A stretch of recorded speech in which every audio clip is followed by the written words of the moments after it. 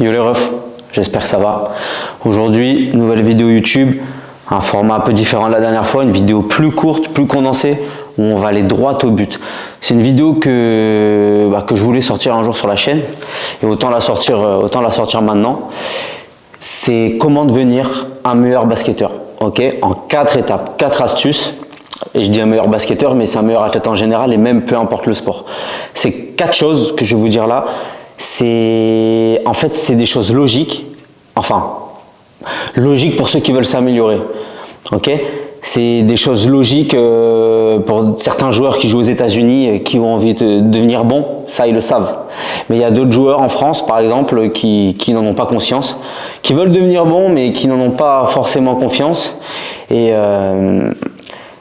voilà, et toutes ces choses additionnées, ces 4 choses, puis tout le reste, tout ce qu'il y a autour, ça va jouer. Ça va jouer, c'est des grains de sel dans le vase qui vont faire en sorte que vous allez devenir meilleur. Donc on va pas perdre plus de temps. La première chose pour devenir un meilleur basketteur, un meilleur athlète, c'est chercher le challenge. Ne pas avoir peur du challenge. Qu'est-ce que ça veut dire? Ça veut dire que par exemple à l'entraînement, chercher à défendre sur le meilleur joueur.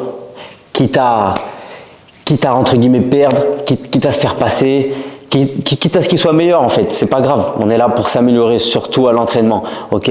À la fin de la journée, personne va retenir que le mec qui vous a passé. La Terre, elle va toujours tourner de la même manière autour du soleil, il n'y a rien qui va changer. S'il y a une chose qui va changer, tu vas t'améliorer, parce que tu as défendu sur le meilleur, ok? Il faut sortir de cette zone de confort, cherche le challenge. Si ça t'excite et en même temps ça te fait peur, c'est que c'est la bonne solution. Pareil, s'il y a des détections à la fin de l'année, ok, tu as envie d'y aller mais tu as peur, c'est que tu dois le faire. Ok, même si tu as joué en départ et que c'est région, vas-y, mon gars, vas-y et tu donnes tout. Ok, tu donnes toute l'énergie que tu as. Et là, on parle même pas du niveau, on parle juste de l'énergie. Balance ton énergie, ok, crie balle. Est-ce que tu as besoin d'être fort pour faire ça? Non, mais je te jure, même moi j'ai coaché de la départ, j'ai coaché de la région, ça le coach il le voit, il voit l'envie des joueurs. Même si tu scores 0 points, on s'en fout, c'est l'envie, et l'envie ça compte. Je regarde depuis tout à l'heure, mais il faut que je regarde. Ensuite, autre chose, je vois trop de joueurs, et même moi avant j'avais tendance à le faire, trop de joueurs qui sont sur leur téléphone juste avant l'entraînement, ou pendant les entraînements entre les boissons. Le fait de travailler un move par exemple pendant une demi-heure, d'aller boire et de se mettre sur ton téléphone, ton cerveau aura beaucoup plus de mal à assimiler ce que tu viens de lui apprendre. Alors que si tu vas boire, tu respires tranquille, tu prends ton temps de repos et tu te remémores le geste que tu viens de faire, ton cerveau va l'assimiler beaucoup plus facilement. Ok? Et c'est pareil à la salle. Bon, ça, on a plus tendance à prendre le téléphone, mais voilà, tu peux le prendre pour. Même moi, je suis pas un génie, hein, même moi, je prends mon téléphone à la salle, ça arrive. Hein. Tu peux le faire pour changer la musique, par exemple, etc. Mais le but, c'est d'être le plus concentré possible sur ce que tu es en train de faire, ok? Et c'est qu'un détail, mais ce détail, plus ce détail d'avant, par exemple, déjà, ça va jouer. On passe au troisième, qui est le fait de ne pas chercher la perfection, mais chercher la progression. Okay, on a tous voulu devenir un joueur NBA du jour au lendemain. Ça marche pas comme ça. Et si tu essayes de faire en sorte que ça marche comme ça, tu vas vite déchanter, tu vas vite être dégoûté, ça va vite te gaver, tu vas vite tout arrêter et tu n'auras pas du tout progressé. Alors que celui qui cherche à mettre 1-3 points de plus que sa dernière session d'entraînement, à chaque entraînement, progresser sur son move, regarder du début à la fin de l'entraînement, si il est meilleur sur les moves qu'il a travaillé pendant cette session, jour après jour, même à la salle, noter séance après séance. Même si tu progresses pas en poids, tu essaies de progresser d'une répétition, d'une série, ok, de pas essayer d'arriver et de soulever 100 kg, de développer couché à la première séance alors que tu n'as jamais rien fait. Et tu vas pas y arriver, tu vas être dégoûté, tu vas dire je suis nul. Non, c'est pas comme ça que ça marche, ok, étape par étape, step by step. Tu as vu Inox, il n'a pas monté l'Everest en un seul jour, il s'est entraîné pendant 1 an, il a fait une montagne, puis une autre montagne, de plus en plus dure, etc. etc. Et c'est comme ça que ça marche, et ça marche pour tout, ok? Et c'est vraiment quelque chose que tu dois prendre en compte, ok? Ne pas chercher la perfection, elle n'existe pas.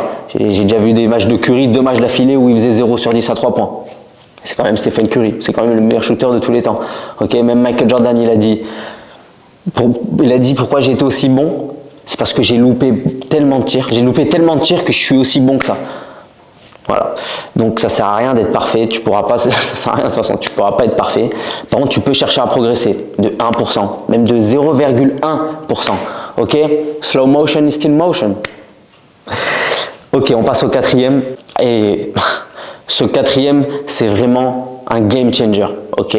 Un game changer qui normalement n'est pas un game changer parce que normalement, tout le monde doit le faire. Toutes les personnes qui veulent progresser doivent le faire. Ok?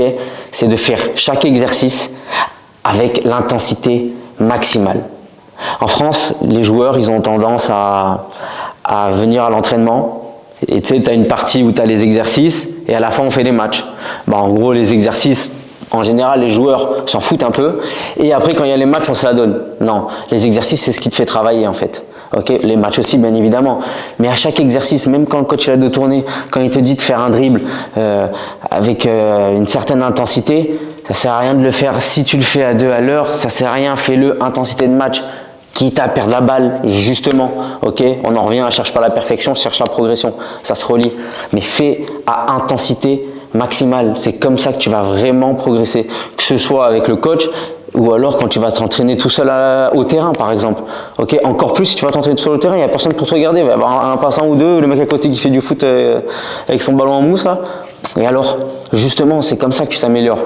Ok, donc à intensité max. Et même pareil, quand le coach, moi c'est comme ça que je me suis amélioré. Quand il y avait des suicides à faire, par exemple, des sprints, des punitions, parce qu'il y a un mec qui parlait pendant que le coach il parle, bah moi j'étais content parce que je savais que j'allais m'entraîner à faire des sprints en fait. Et moi mon but c'était de finir premier, ok. Et j'allais toucher les lignes, ok. Ça aussi, tu touches pas la ligne, tu triches même pas envers le coach en fait, tu triches avec toi-même, tout simplement.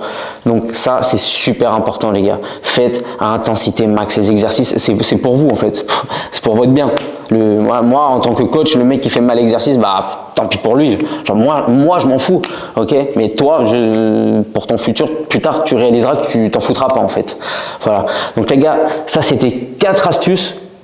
Ça paraît vraiment banal, ça paraît vraiment simple, mais c'est vraiment des choses indispensables, ces 4 choses, et il y en a des choses, je peux faire 10 vidéos là-dessus. C'est vraiment indispensable, tu dois le noter et tu dois y faire attention à chaque fois. Rien qu'avec ça, tu vas vraiment progresser, tu vas vraiment prendre de l'avance sur tous ceux qui ne le font pas, parce que Dieu sait qu'il y en a tellement qui font pas ces choses de base. Quand tu les vois, ils touchent pas les lignes. Quand le coach il fait un sprint, ils font pas de sprint. Pendant les matchs, ils cherchent pas le challenge. Ils s'en foutent. Ils cherchent même, mais c'est quoi? Ils cherchent ni la perfection ni la progression. Ils cherchent rien du tout. Ils sont juste là pour le plaisir et ils croient qu'ils vont jouer en NBA, tu vois.